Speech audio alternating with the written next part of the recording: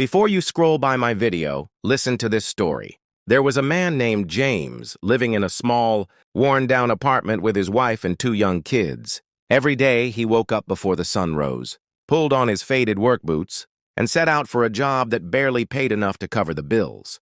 He worked long hours, sometimes 6 days a week, carrying the weight of his family's survival on his shoulders. His wife, Sarah, had been struggling with health issues for months, and though she tried, she couldn't work. The kids were too young to understand, but James could see the worry in their eyes. When they asked why their toys were broken, or why they couldn't have a new pair of shoes, James didn't ask for help, not from friends, not from family. Pride and fear of being a burden kept him silent.